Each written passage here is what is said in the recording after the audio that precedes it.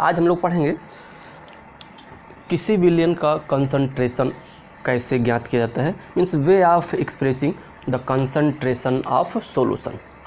अब इसमें कंसंट्रेशन क्या है, व्हाट इज कंसंट्रेशन? तो कंसंट्रेशन एक हम सामान्य भाषा में कहेंगे कि जैसे कोई सॉल्यूशन है, कोई विलयन है, उस विलयन में विलेय और विलायक मिले होते हैं, ठीक है। तो विलेय और विलायक मिले होते हैं। विलायक एक निश्चित मात्रा में क्या लेते हैं, एक विलायक लेते हैं, और एक निश्चित मात्रा में विलेय की कितनी मात्रा होती है। सिंपल सी बात है, जैसे आप क्या बनाते हैं, ये शरबत बनाते हैं, चीनी और पानी का घोल लेते हैं। तो पानी आपने एक निश्चित अमाउंट में ले लिया, अब उस पानी में कितना अमाउंट चीनी है, वही जितनी अमाउंट हम चीनी की मात्रा को व्यक्त करेंगे वही क्या हो जाएगा, वही उस विलयन की सांद्रता को व्यक्त करेगी, ठीक है। तो आइए हम लोग उसको पढ़ेंगे। अच्छा, हम कितने प्रकार से इसको व्यक्त कर सकते हैं? वैसे कई नियम हैं, कंसंट्रेशन को व्यक्त करने के कई नियम हैं, लेकिन हम यहाँ पर पढ़ेंगे जो है मास परसेंटेज, फिर इसके बाद हम लोग पढ़ेंगे molarity, normality, molality and mole fraction.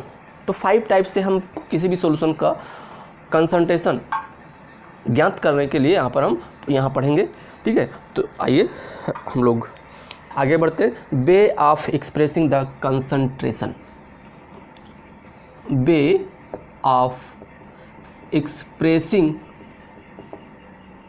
The concentration,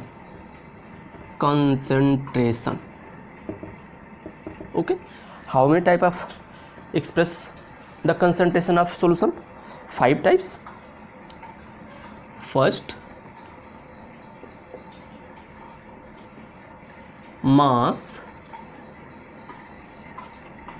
percentage. Second, क्या है, molarity. Third,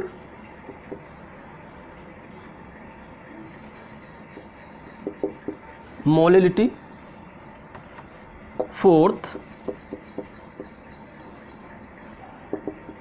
normality. And fifth, mole fraction, ठीक है।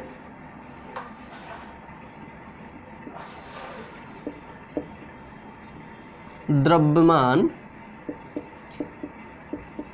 प्रतिशत,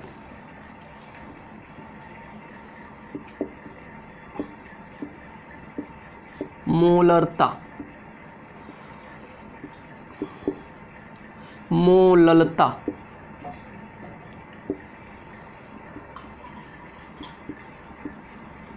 नॉर्मलता एंड लास्ट मोल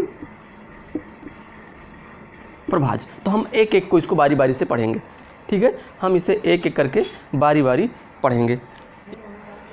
तो आज हम लोग क्या पढ़ेंगे, मास परसेंटेज यानी द्रव्यमान प्रतिशत। क्या है द्रव्यमान प्रतिशत? The mass of solute in gram per 100 gram of the solution, अर्थात 100 ग्राम विलयन में विलेय की कितनी मात्रा इसमें डिजॉल्व है, ठीक है। कहने का मतलब है कि जैसे 100 ग्राम आपने चीनी और पानी का घोल लिया, तो उस 100 ग्राम चीनी और पानी के घोल में चीनी की मात्रा कितनी है, इसको हम यहाँ पर क्या करते हैं, कैलकुलेट करेंगे। तो the mass of the mass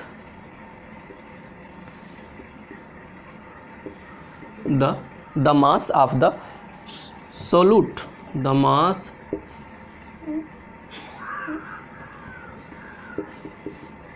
of the solute in gram per 100 gram of the 100 gram of the solution, 100 gram of the solution, okay। Means अगर हम इसको लिखें, mass that is mass percentage of the solute equal mass of the solute upon फिर क्या है, mass of the solution, mass of the mass of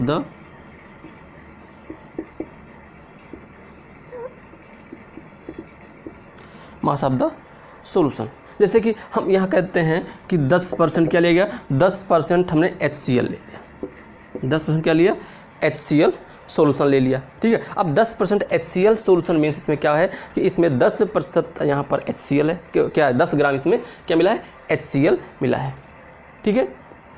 इसमें 10 ग्राम क्या मिला है, HCl मिला हुआ है। तो 10% of HCl,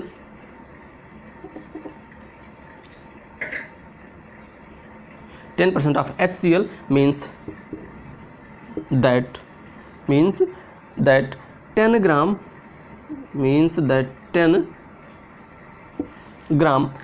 of HCl is present in 100 gram of the solution, ठीक है। तो क्या करें कि 10% ऑफ HCl मीन्स इस मान लीजिए कोई सॉल्यूशन है और कह दिया जाए कि भाई इसमें 10% क्या मिला हुआ है, HCl मिला हुआ है, कोई सॉल्यूशन दे दिया जाए और ये बताया जाए कि इसमें 10% क्या मिला हुआ, सॉल्यूशन मिला हुआ, अर्थात इसका क्या मतलब है कि 10% HCl means that 10 gram of HCl is present in 100 gram of the solution. इस 100 ग्राम विलियन में 10 ग्राम क्या घुला हुआ है, 10 ग्राम HCl घुला हुआ है। तो इस तरह से हम मास परसेंटेज किसी का भी कैलकुलेट कर सकते हैं। ऐसे हम ले लेते हैं कि 15% और 20% of NaCl, 20% of NaCl means क्या हो जाएगा कि इसमें क्या 100 ग्राम सॉल्यूशन में क्या मिला हुआ, 10 ग्राम क्या मिला है, NaCl मिक्स है, ओके। तो ये था हमारा मास परसेंट, ठीक है। अब मोलरिटी क्या है भाई, मोलरिटी मीन्स मोलरता, मोलरता ये क्या है, मोलरता क्या है, किसी निश्चित ताप पर 1 लीटर विलियन में घुले विलेय पदार्थ हो, यानी विलेय पदार्थ के मोलों की संख्या को ही क्या कहते हैं, उसकी मोलरता कहते हैं, किसी मोलरता कहते हैं, यानी number of moles per litre volume, dissolve in per litre volume is called molarity, means मोलरता। तो लिखेंगे it is defined as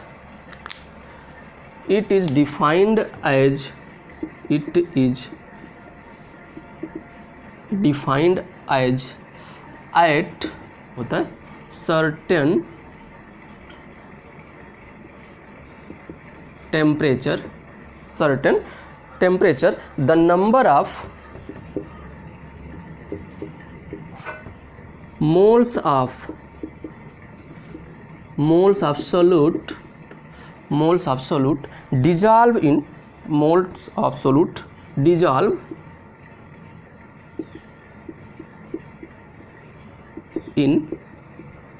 per liter of solution per liter of solution, okay. कि किसी विलेन के 1 लीटर में घुले किसके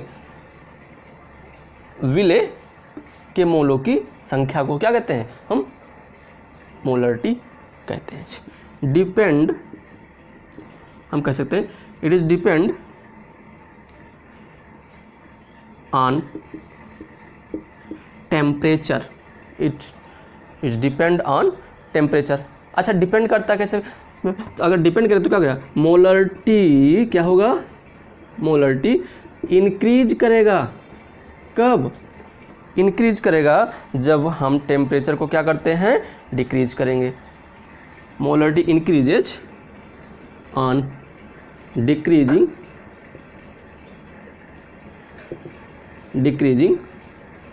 टेम्परेचर, या अगर हम टेम्परेचर इंक्रीज करेंगे तो मोलरिटी क्या होगा, डिक्रीज होगा। अब भाई क्यों मोलरिटी टेम्परेचर पर डिपेंड करता है, क्योंकि क्या कर रहा है, मोलरिटी पर लीटर वॉल्यूम, यानी यहाँ पर वॉल्यूम पर डिपेंड कर रहा है, किस पर, मोलरिटी किस पर, वॉल्यूम पर डिपेंड कर रहा है, और वॉल्यूम टेम्परेचर पर डिपेंड करता है कि किसी भी विलयन का अगर हम टेम्परेचर बढ़ाते हैं तो उसका वॉल्यूम ज़रूर बढ़ेगा।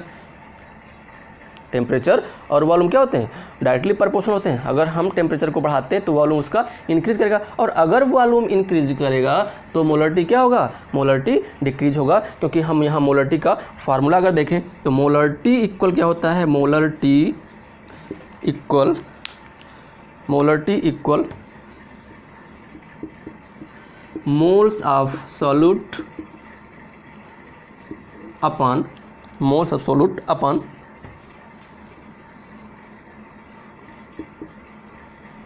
Volume, moles of solute upon volume, लेकिन क्या होगा, इन लीटर होगा, in litre. That is m equal, हम मोलरिटी को किससे, m से एक्सप्रेस करते हैं, रिप्रेजेंट करते हैं। m equal number of moles, n हो जाएगा। नंबर ऑफ मोल्स को हम किससे व्यक्त करेंगे, n से व्यक्त करते हैं, तो n अपॉन v, लेकिन किस में होगा, लीटर में होगा। अब यहाँ प्रोपोर्शनल है, molarity is inversely proportional to the volume. तो अगर हम वॉल्यूम बढ़ाएंगे तो मोलरिटी क्या होगा, घटेगा, या वॉल्यूम घटाएंगे तो मोलरिटी क्या होगा, बढ़ेगा। तो ये क्या होगा, टेम्परेचर डिपेंडेंट होता है। कैसा, टेम्परेचर डिपेंडेंट होता है, ठीक है। जब वॉल्यूम बढ़ेगा तो मोलरिटी क्या होगा, घटेगा। ये इनवर्सली प्रोपोर्शनल है, मीन्स m प्रोपोर्शनल 1/v को यहाँ पर रिप्रेजेंट कर रहा है, तो डायरेक्ट इनवर्सली प्रोपोर्शनल है। समझ में आया, शायद आया होगा। बहुत ही आसान है, बस थोड़ा सा यहाँ पर माइंड में कब रखें, कंसंट्रेट होकर के बैठें, ठीक है। आइए अब इसके हम इस फार्मूला को और थोड़ा डिफाइन कर लेते हैं कि m इक्वल n/v, ये मोलरिटी का क्या है, फार्मूला हुआ है। अब n क्या है, नंबर ऑफ मोल्स, n क्या है, नंबर ऑफ मोल्स, ठीक है। और n इक्वल क्या होता है, n इक्वल होता है W/m। W क्या है, W रिप्रेजेंट करता है मास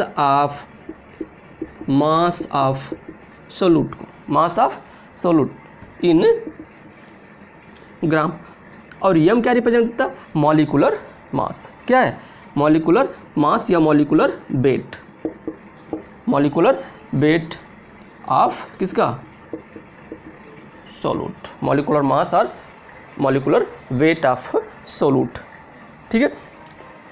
v यहाँ पर लीटर में, ठीक है, किस में लेंगे हम, लीटर में लेंगे। तो हम इसको इस तरह से भी रिप्रेजेंट, v इक्वल v/1000, अगर हम ग्राम में लेना चाहिए तो 1000 ग्राम में हम लेंगे। ये किस में लेंगे, v इक्वल v/1000 ग्राम। अच्छा, अब इसी इक्वेशन को हम अगर इन दोनों को यहाँ पर रख के और डिफाइन करें तब क्या होगा, अगर हम इन दोनों को यहाँ पर रखें तो n इक्वल क्या होता है, W/m। तो आइए भाई हम लोग रखते हैं m इक्वल यहाँ पर क्या रखेंगे, W/m अपॉन v इक्वल क्या रखा गया, v/1000 इन ग्राम। W इक्वल क्या हो जाएगा, W इक्वल m, इसको हम m डैश से रिप्रेजेंट करें। अगर मोलरिटी को हम m डैश से रिप्रेजेंट करें तो चूंकि ये मॉलिक्यूलर वेट को m डैश से रिप्रेजेंट करें, क्योंकि मोलरिटी भी हमारा m से है, इसलिए हम मॉलिक्यूलर वेट को किससे, m डैश से रिप्रेजेंट करेंगे। तो m डैश क्या हो जाएगा, m into W into m dash upon 1000। तो इस फार्मूले से हम क्या कैलकुलेट कर सकते हैं, मॉलिक्यूलर ये मास ऑफ सोल्यूट फाइंड आउट कर सकते हैं। और मास ऑफ सोल्यूट आपने फाइंड आउट कर लिया, इससे क्या हो जाएगा, आपका कंसंट्रेशन पता चल जाएगा। क्योंकि पहले हमने बताया कि किसी एक निश्चित विलयन में कितना ग्राम किसका, विलेय पदार्थ का घुला हुआ है, वही उसकी क्या होती है, कंसंट्रेशन। तो अगर हम भार को उसके किसके, विलेय पदार्थ के भार को हम ज्ञात कर लेंगे तो इससे हमारा उस विलयन का कंसंट्रेशन फाइंड आउट हो जाएगा। ओके, शायद समझ में आ रहा होगा।